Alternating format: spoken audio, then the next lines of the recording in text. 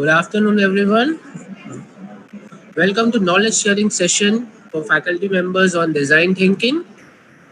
I am very thankful to AIMS for giving me an opportunity to act as a moderator for this session. I am Dr. Udit Chawla, Associate Professor, University of Engineering and Management. I'm having a 10 years of academic experience and 4 years of industry experience. I would like Now, I would like to talk about the speaker, Dr. Subrata Chattopadhyay, who is one of the best speakers in the country, and he is an MSc, MBA, PhD from IIT ISM Dhanbad, and he is presently as a professor and HOD Business Administration Department of IEM Kolkata. He adapts at innovative teaching practices. He is highly networked with the industries. He not only teaches but also practices, and his students do adore him for the same. He has contributed in more than 30 international journals and has published more than 23 papers in seminars and conferences. Besides, he has authored 3 books on computations in state management, transport management, and values and ethics for engineers and managers. He's also on the editorial board of 5 international journals and NEN DST Government of India, recognized faculty on entrepreneurship, and a mentor to startups.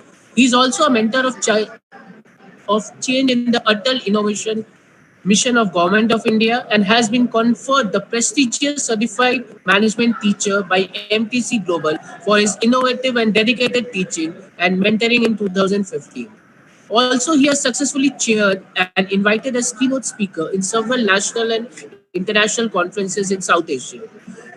Dr. Subrata has been awarded and recognized as a Global Educator Award 2022 by IIU, Best Social Scientist in Business Management Award in 2021 by Center for Professional Advancement, Unit of IMRF, Niti Aayog, Government of India, Global Jury Award NEN 2022, Mentor of the Year by HRD India in June 2019. He's also associated as a life member with ISTD, CMA, SAIR, ARD, NIPM, NHRD, NFED, ISABS, and does mentoring and consulting for various organizations. So he is our today's speaker. Before that, I will be just talking about a little bit of design thinking because this is the topic which we are going to be presenting right now. So what exactly is design thinking? It has become a business buzzword that's changed how companies approach problem solving. There are countless brands, including GE Healthcare, Netflix, and Uber Eats, who have utilized design thinking to develop effective solutions to challenges. So this is a user-centric, solution-based approach to problem solving. And now I would request Dr. Subrata Chattopadhyay to take over from here. Thank you, sir. Thank you. Thank you so much, Dr. Udit Chawla. I think you have designed my profile meticulously and religiously and read it out uninterruptedly. So that was a wonderful design. My respected colleagues from different institutions across India, Association of Indian Management Schools, Dr. Joshi, and all revered professors and fellow faculty members out here. Right? This is a session and a topic which is very close to my heart.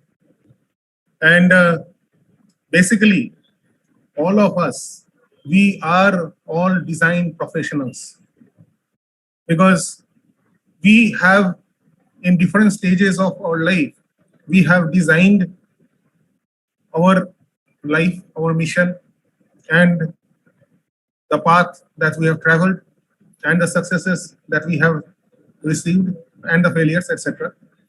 Right? So design is an integral part of everyone's life.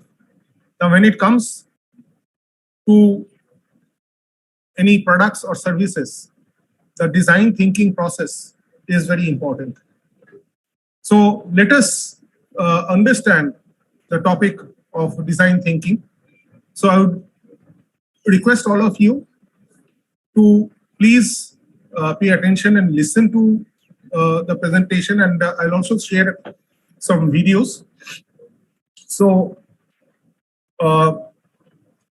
After that, we will have a question and answer session for around 10 minutes.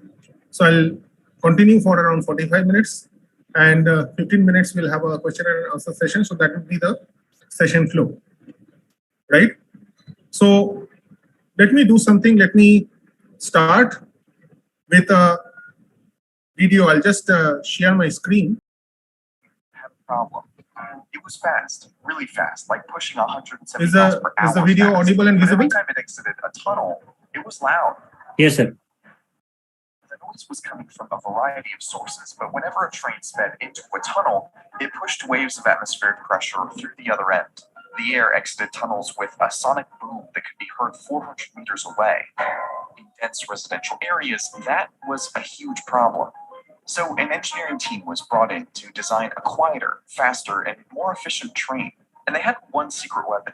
Eiji Nakatsu, the general manager of the technical development department, was a bird watcher. Different components of the redesigned bullet train were based on different birds. Owls inspired the pantograph. That's the rig that connects the train to the electric wires above. Nakatsu modeled the redesign after their feathers, reducing noise by using the same serrations and curvature that allow them to silently swoop down to catch prey. The Adelie penguin, whose smooth body allows it to swim and slide effortlessly, inspired the pantograph's supporting shaft, redesigned for lower wind resistance. And perhaps most notable of all was the kingfisher. The kingfisher is a bird that dives into water to catch its prey. The unique shape of its beak allows it to do that while barely making a splash. Nakatsu took that shape to the design table. The team shot bullets shaped like different train nose models down a pipe to measure pressure waves and dropped them into water to measure the splash size. The quietest nose design was the one modeled most closely after the kingfisher's beak. When the redesign debuted in 1997, it was 10% faster, used 15% less electricity, and stayed under the 70 decibel noise limit in residential areas. And it did all that with the wings of an owl, the belly of a penguin, and the nose of a kingfisher. There's a name for design like this, called biomimicry. The people who design our world usually never take a biology class, believe it or not. So they're novices in how the world works. That's Janine Beckes. Back in 1997, she wrote the book that coined the term biomimicry. It told the story of the innovations in computing, energy, and health that were inspired by structures in the natural world. Stick like a gecko, compute like a cell, even run a business like a redwood forest. Beckes has since worked as a consultant for various companies, trying to get them to understand how to take design ideas from nature. That might mean studying prairie dog burrows to build better air ventilation systems, mimicking shark skin to create bacteria-resistant plastic surfaces for hospitals, or making wind turbines in the same drag-reducing pattern that schools of fish swim in. Designers get inspiration from a lot of different places, but Beckes thinks that many of them could benefit from looking more at the natural world. So there's a lot of sort of looking at what other people have done. And what they do is they look at all the others and they get ideas. They literally do, a lot of designers have lots of magazines that they look through. They tear those out, they put them on inspiration boards. But they're looking at other human technologies. Her idea was simple. Designers should get in the habit of bringing a biologist to the table and let them help solve problems by mimicking nature. And there are three main ways they can do that. Mimic its form or its shape. You might create a paint for a building that when it dries, it's got the same structure as self-cleaning leaves. Lotus leaves are notoriously great. They let rainwater clean the leaf because they have these bumps. The rainwater balls up on the bumps and then it curls away the dirt. So that lotus effect is physical, and you can create a physical structure on the outside of any product. Imagine that on the outside of your car, rainwater would clean your car. So that's mimicking form. But there's also mimicking process, the processes in the natural world. It might even be, how to mimic how ants communicate in order to efficiently find sources of food or new places to live. And those processes, that self-organization, has been mimicked in software. In things like autonomous cars and how they're going to move in flocks through the city by talking to one another. That's mimicking nature's process. And then you jump up to the level of mimicking whole ecosystems. Right? There's a thing called, that's the buzzword right now that's really hot, called the circular economy, which is essentially, industry saying, there should be no such thing as a byproduct in our manufacturing facility that goes to landfill. It should be used by something else, right? And at the end of a product's life, that product should be upcycled into something else. It's being called the circular economy. Ecosystems do that really, really, really well. You've got a log on the forest floor, and those materials move up into the body of the fungus. Those materials move up into a mouse, and that mouse material moves up into a hawk, right? And if you think about that as what we'd like to do with local materials being upcycled constantly in our cities, for instance, those ecosystem lessons are really big for us. And that's the end goal for biomimetic design, making products, systems, and cities functionally indistinguishable from the natural world. Life has been around on Earth for 3.8 billion years, and what designers are starting to realize is that is a lot of research and development time. The people who design our world have a lot to learn from the natural world. All they have to do is take a look. Thank you so much for watching. This is one of a series of videos that we're doing in collaboration with 99% Invisible. They are a podcast. Yeah. So I think that sets the tone for the session on design thinking. So let us, I'll share my screen now, and let us understand the nuances of design thinking. I'll make it full screen. Yeah. So I think it's visible now.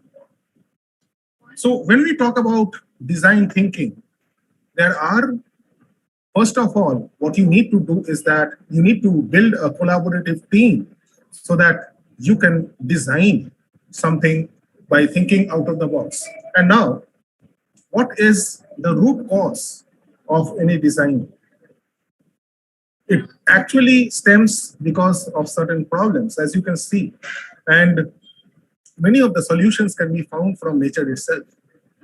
So one needs to have collaboration and not competition, first of all, for designing. The next important perspective is when you talk about design thinking, it has to be inclusive in nature. So you have divergent ideas, and from these divergent ideas, you need to build an inclusive team and an inclusive concept to start with the design thinking process. And then what you do is, when you come up with a particular design, you should repeat and iterate, and also do a test sampling so as to find out whether the design is appropriate to the market, to solving the problem that one is facing. So basically, when we talk about design thinking, as I said, you should empathize, and that is very important. You should empathize with the people's needs. You should collaborate with people across all disciplines, or across all skill sets and perspectives. And you should include every idea in visible form for evaluation. And lastly, as I said, repeat, iterate, and test the solutions to perfect them, always with human needs at the center. So this is basically the foundation of design thinking. So as you can see, this is a set of people from different areas who are brainstorming on a particular design and coming up with a particular design concept. And after you come up with the particular design concept, what you do is you can actually, stick the different concepts on a piece of paper, and you can stick it on the wall, and then have experts to study as to which are the solutions which are feasible ones, which are plausible ones, which can be taken forward. So, as you can see, the definition that design thinking is about the capacity of integrative thinking. It's an approach to innovation for a designer toolkit to integrate the people and the possibilities and the requirements for business. So that's the fundamental for design thinking. So I'll skip, some of the slides. This is basically the difference between design and design thinking. So when we talk about design, it encompasses individuals. So individuals designing something, right, for their own means. And then there are products. So individuals come up with the products. So it is basically an amalgamation of engineering and art. So, but when you come to design thinking, it is about collaborative teams of divergent areas coming together and sharing their experiences. So basically, it is a sort of unison or congruence or confluence, that's the better term, of technology, business, and human. So that's basically, the difference between design and design thinking. So when we talk about design thinking, what are the 10 principles or the facets or the pillars of design thinking? So design thinking is action oriented. It is something that supports change. And as I said, that it focuses on the human, it develops a foresight, is dynamic and iterative, promotes empathy, reduces the risks, creates some shared values and meaning, and relies on an adaptable process. And lastly, it includes, the left lobe and the right lobe of a brain, that is logic and creativity, both going together. And that's how you create a design thinking process. This is, an infographic of the design value index. This is till 2015 data, which is there. Now, there are different companies which innovate, maybe in the supply chain, in the inventory management, in the food spectrometry. It can be for different areas, for social good, for food and design, like Starbucks does. So companies innovate and design their products differently, okay, so that there is some sort of differentiation in their thought process. Now, these are certain parameters which are very important. One is that it is non-denominational. So when we talk about design thinking, it is not the sole domain of the designer or the design manager. It is produced throughout the organization. So let us move to some of the design thinking inventions which had taken place. I hope all of you can identify this. This was the first computer, Charles Babbage, if you remember. And cut to that, this is the present status of laptop. And carved laptops are also coming in. And maybe some years down the line, we will not have a laptop also, because our brain will be so very programmed that the entire programming that a laptop does, maybe a small chip will be inserted, and we can use any wall or any screen for doing whatever we have to do. So that is the radical transformation that is taking place actually. Now just see this. I hope all of you can recognize what it is. It is the wooden wheel. And cut to that, this is the present status. And all this is a result of innovative design thinking, right? So, so these are, path-breaking things which have actually resulted out of the centuries. Let's move on.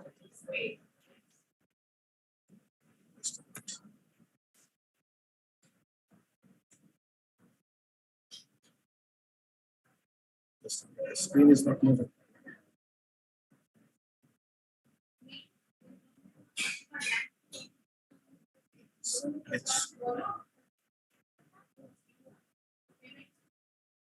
So basically, we were discussing about the wheel and how the wheel has transformed over the time. This is again, another interesting invention. Here, you don't need. It's a simple, design change that you can see. You can see that you don't need a plate separately, right? You have the cup wherein the tea is there, and you have biscuits below it. So, a simple change can actually, minimize things and also bring about a small transformation. Come to this. These are again, design thinking inventions which are there. I hope some of you would agree to, all these. This is basically, in South India as well as across India, idli is very much idli and dosa, right? Is very much liked by people. So you see, this is basically an innovation which is done, which actually, is an idli shaped ice cream. So these are, interesting aspects of design thinking which has taken place. Moving on, can you see this? This is basically an ideal setup for a work from home. You can see it's all in one, right? You have the laptop, you have the screen, the LCD screen, you have the keyboard, you have the chair, and all in one. So this is basically an office setup which is there.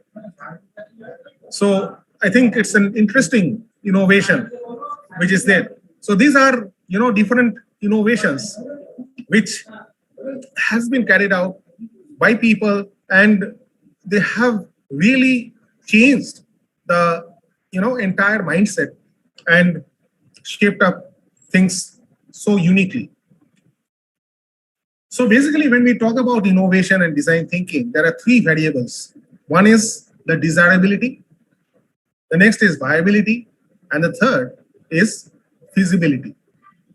So when we talk about desirability, so when you design something, first of all, the desirability has to be there. As I said that, any design comes up from a particular problem. So you need to have a desirable solution, one that your customer really needs. The next is viability.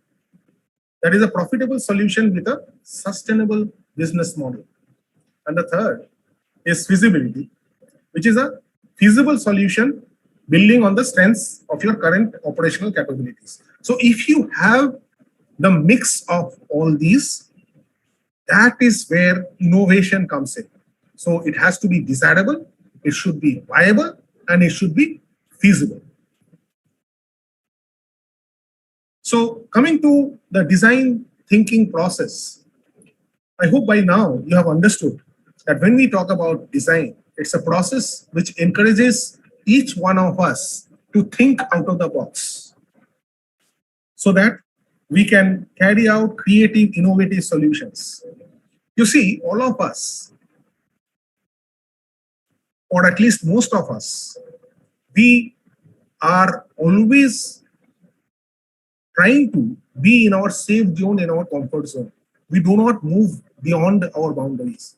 we do not stretch our minds to that extent.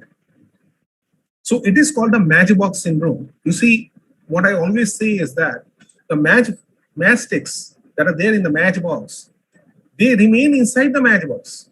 So it takes you to take out one matchstick out and kindle it. And once you kindle, you see the spark.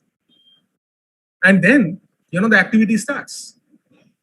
So that's what you need to do. You need to move beyond the box. You need to move beyond the linear thinking process.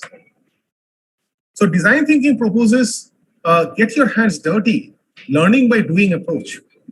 And successful businesses are making billions by recognizing the value of integrating design thinking into their process. And it shifts the focus from a business-centric engineering solution to a customer-centric solution. So I'll just move to the stages of design thinking. And this is actually an outcome of Stanford University, from where the design thinking concept has come in. First stage is, as I said, empathize. So you empathize with all the stakeholders. So what you need to do is you need to create meaningful innovations. You need to know your users and care about their lives. The next, after you empathize and you find out that there is a problem, then you need to define the problem. You need to frame the right problem so that you can go and create the right solution. The next is ideate. So ideation is when you come up with a problem, how do you solve it? So you have different ways by which you can solve the problem. And different people who are part of the team, they give their different views. So it is not about coming up with the right idea. It is about generating the broadest range of possibilities. And once the ideas are filtered and streamlined and there is a consensus, then you actually go on prototype, wherein you build to think and test to learn. And after you build a prototype, then what you need to do? You need to test it. And you test it with a small focus group. So testing is required because it's an opportunity to learn about your solution and your user. So design is a process. And as I said, this is an integration of all these. So you define the problem and then you ideate, prototype, test, and before all of these and at all stages, what is required is empathy. I'll just skip through some of the slides and move over here. So we were over here, actually, empathize, define, ideate, prototype, and test. So these are the 5 stages of design thinking process. So first stage, as I said, is empathy. So we need to understand that what is empathize, why empathize, how to empathize. So let us understand, how do you empathize? So empathy is, as you understand, is putting yourself into someone else's shoes. That is, you are putting yourself into someone else's problems and you are visualizing from that person's perspective. So it is about identifying and understanding what others see, feel, and experience. So what do you need to do? You need to observe, you need to listen, and you need to engage. And if you do all these, you can actually empathize and understand the problem before you can solve it. So you observe the people, what people do, how do they interact with the environment, and it gives you clues about what they think and feel. And also you learn about what they need. And this is about customization. This is about customer centricity. So if you do not empathize with the people, if you believe in the production concept, then the design would not be for the customers, for the end users. So as I said, there are 3 stages of empathy. First is observe, then is engage, and then is watch and listen. So you need to view people's behaviors, notice the disconnect between what someone says and what someone does. You need to engage the people, talk to the people about the problems, always ask why to uncover the deeper meaning, and watch and listen. So listening is very, very important in the empathy process. You see, most of us, we love to talk more and listen less. So I always say that, we have 2 ears and 1 mouth, and 2 is greater than 1. So we should listen more and talk less. And that's what, actually builds up the climate for empathy. Now let us take, a case. You can see over here, Mr. Rao is an old man who reaches home late in the evening after work. He stays in an apartment on the first floor. When he starts early in the morning, it is still dark, and he finds it difficult to go down the stairs to reach the gate. By the time he reaches home after work, it's usually dark again, and climbing up to reach his apartment on the first floor is again a challenging task for him. So now the question is, this is the problem that Mr. Rao is facing, that it is dark and he finds difficult climbing the stairs. So he has an apartment in the first floor. In the morning, it's not a problem. But then, an old man as he is, he finds difficult to go down the stairs and reach the gate. And evening, when he comes, it is already dark. So how does Mr. Rao get out of the problem? So let us understand and analyze this particular scenario and this case. Now, the first thing is, you need to understand what are the emotions your user might be feeling. And that is basically, part of empathy. What are the advices and comments that the user gets from the friends and relatives, from the peers? What does he or she say to do? And what does he or she, the protagonist, sees? So once you understand the problem from the different perspectives, a 360-degree understanding of the problem, then you try to define the problem. So what is define, why define, and how to define? So defining is all about analyzing and creating your observation of the user from the empathize stage. So it is critical to the design process because it results in your point of view, the explicit expression of the problem that you are striving to address. Now, how do you define? First of all, you develop an understanding of the person you are designing for. In this case, this is an old man who is having difficulty in moving up and down the stairs. And how do you help solve the problem? Then you reveal the needs. You create and select a limited set of needs that you think are important for you to fulfill. And then you articulate insights. So what are the insights that are developed through information and empathy? Now, how do you design a point of view statement? Say there is an audience need. Say I'm a college student and I hate folding the laundry because it can't seem to fold the right way. So the point of view statement would be, how can you create a tool that will help the college student fold the laundry? So that would involve the design of a tool which will help the college student fold the laundry.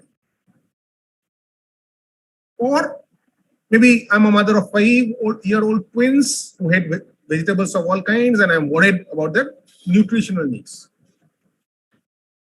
So the point of view statement which the end user actually wants the problem to be solved is, how can we help the mother succeed in getting her children to eat vegetables?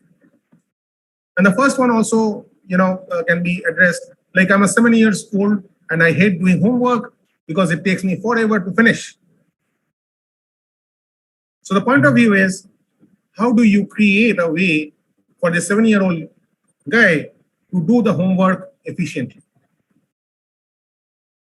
Now, coming to our scenario, which I already mentioned. You see, first of all, we need to understand what are the perspectives. Here we have an old man.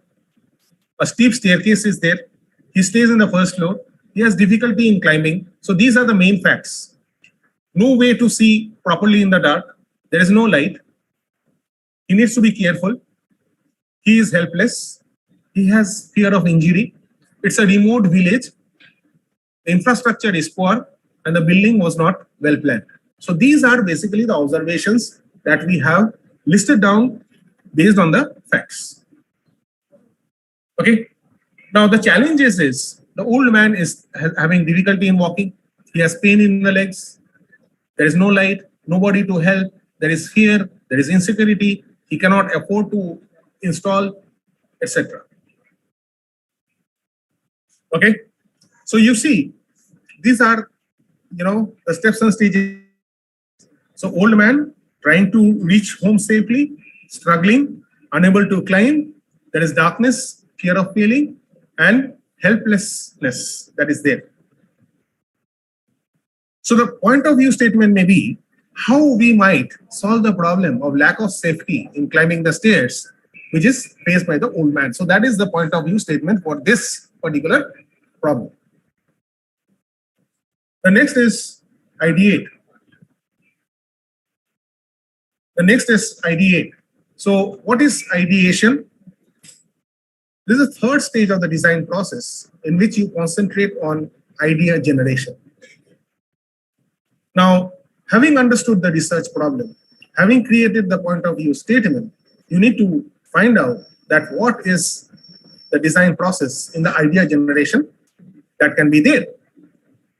So ideation is to step beyond the obvious solutions, to collect perspectives, to explore non-expected areas, and to create easy and flexible innovation options.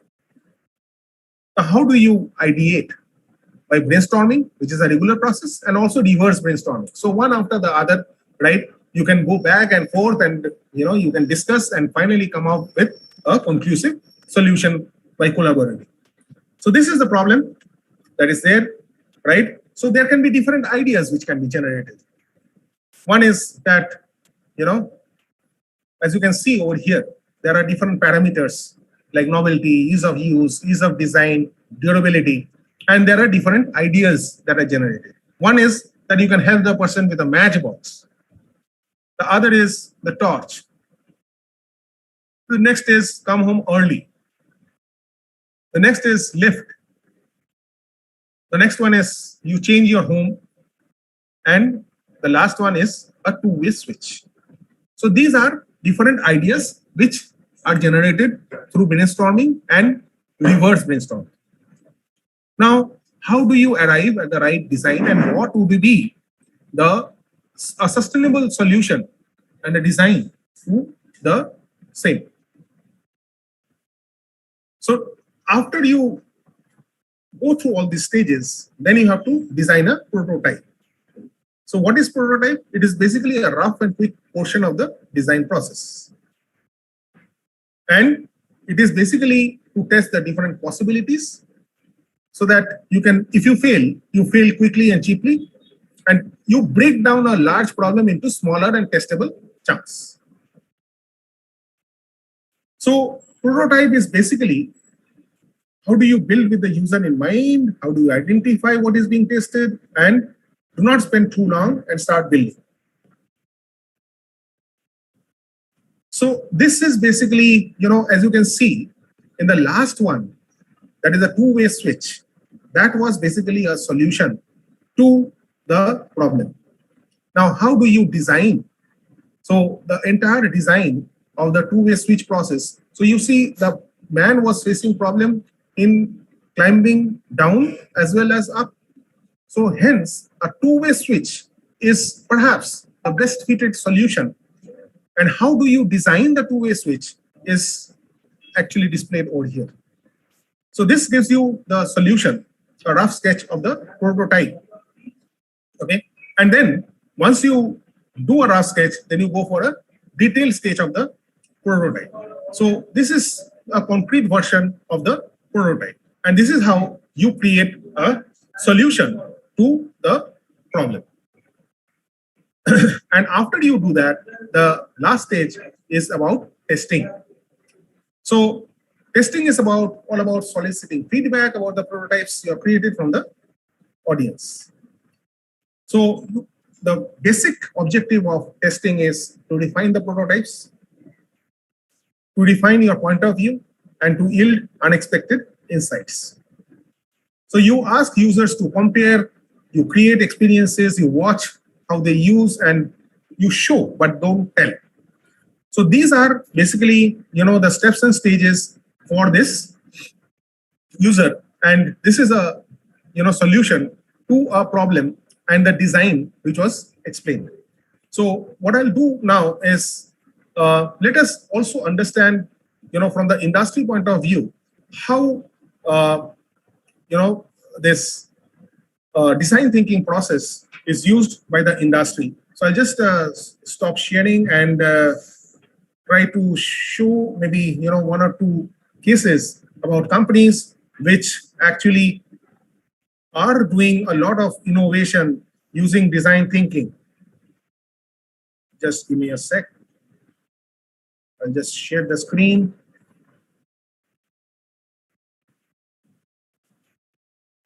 So if we talk about design thinking and innovation, right? Apple cannot be behind. So this is about design thinking and innovation at Apple. At Apple, a Harvard business case that won 2013 ECCH Case Award. The authors of the business case are Harvard Business School professor Stephen Tompkins and independent researcher Barbara Feinberg. The summary and the presentation are created by Li Wei, Technology Commercialization Agency for Science, Technology, and Research, Singapore. The full business case is available from Harvard Business Review. In 2012, Apple became the most valuable public traded company in history, with $600 share price, $620 billion market capital, and $100 billion annual sales. Apple's success was not just the result of strategic moves or innate sense of market timing. It is a surprising consistency in the way the company worked. Simply put, the Apple way. First, design thinking. Those of us on the original Macintosh team were really excited about what we were doing. The result was that people saw a Mac and fell in love with it. There was an emotional connection. That, I think, came from the heart and soul of the design team. Bill Atkinson, member of Apple Macintosh development team. In the mid-1970s, computers were typically housed in discrete locations and only used by specialists. The notion of computer as a tool for individual work was unimaginable in the 1970s. To help people love their equipment and the experience of using it, the level of complexity needed to be reduced dramatically. Apple's product starts with design, from people's need and want. The design of the product is not limited by technology. The engineers are pushed to use the same kind of creativity and innovation to make it happen. Design is very well thought through. It is beyond fashion. The capacity and technology to build it is not commoditized, and no compromise for the functionalities. This is design thinking. Combination of user desirability, technology possibility, and market viability. Smallest of details are scrutinized, not just the appearance of the product, but also its functions, features, and packaging. The design team kept on going deep until they found the key underlying principle of a problem. Then built on it. Design is not just what it looks like and feels like. Design is how it works. That simplicity is the ultimate sophistication. Second, strategy and execution. You can see a lot just by observing. Yogi Berra, Major League Baseball player and manager. Apple's history began in 1976. It launched the first personal computer, Apple II, in 1978. In 1981, IBM entered the market with its PC that can be cloned. Since 1985, Apple's market share kept declining. The board of Apple axed Steve Jobs. In the following 11 years, products and projects at Apple proliferated, consequence of various strategies. And many of them failed. The technology department process became more traditional and that resembled approaches found at other companies. Process makes you more efficient, but innovation comes from people calling each other at 10:30 at night with a new idea. It comes from saying no to some things to make sure we don't get on the wrong track or try to do too much. By Steve Jobs.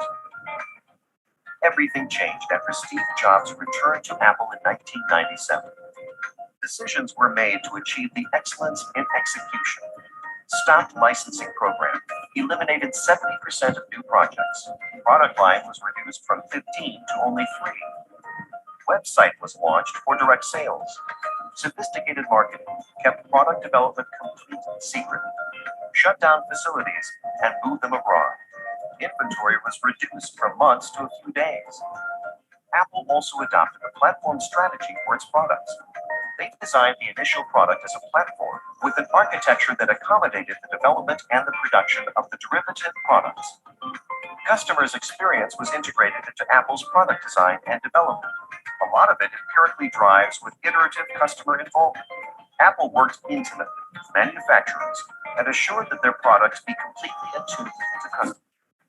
Apple's product always evolves. The importance of design is a motivation to continued innovation, rather than a static approach that assumes a single conclusion. Third, CEO as chief innovator.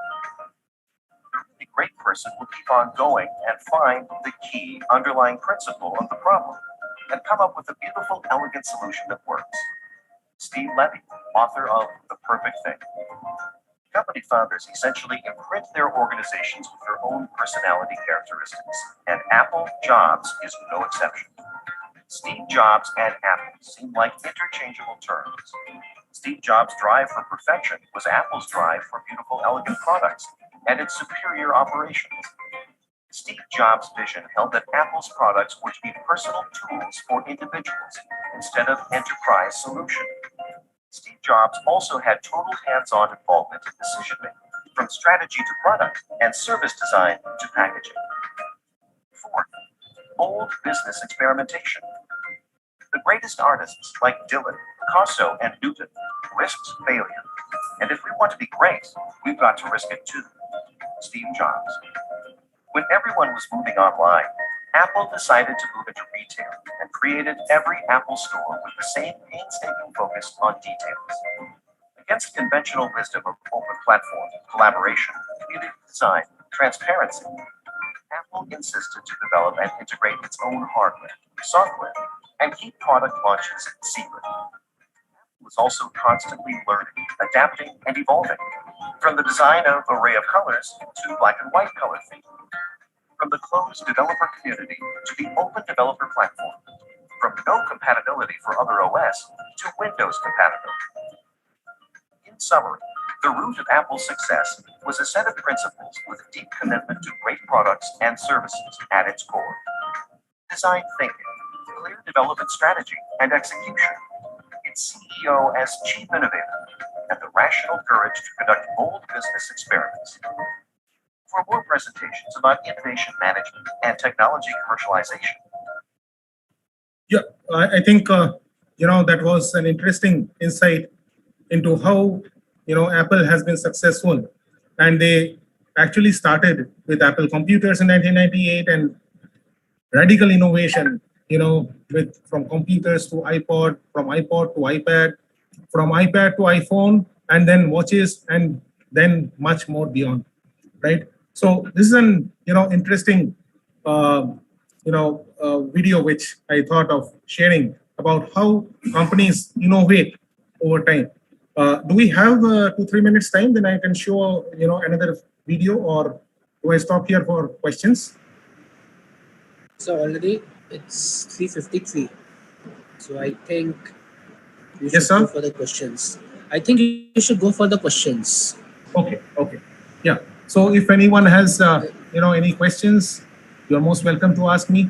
Yeah, I would request everyone to ask. Yeah, I have one question for you. Okay. Is design thinking the only solution to problems and innovation? If I got your question right, you asked, is design thinking the only solution to problems? Right? That Problems was the and question. innovations. Yeah. Yes. Yeah. So basically, you see, the design thinking or the thought process comes much later. So basically, if we are complacent with whatever we are seeing, we will not be able to design things. Okay, so what is actually needed is, first of all, identification of the problem, and after you identify the problem, then you ideate and brainstorm, and then come up with design. So unless you have a design, you cannot have a structure, and unless you have a structure, then you cannot have the flow of the processes that can be there. So be it a product, be it a service, whatever it is actually a result of the design. And then, based on the customer feedback, you actually change the design over time and make it market oriented, customer oriented, and also involve uh, everyone, even the customers, in the creation process. So co-creation, so to say. One more question to you. How important is research in design thinking? Well, as I said in the example that I had taken about this Mr. Rao, who is an old man, right? So you had seen that, first of all, the facts and the research points, the problems was identified. So design thinking is basically an outcome of the in-depth research. So unless you do research, then you cannot actually create a solution to the problem. So research is the foundation of design thinking. I think there are some questions in the chat box which I can see. No questions are there. Actually.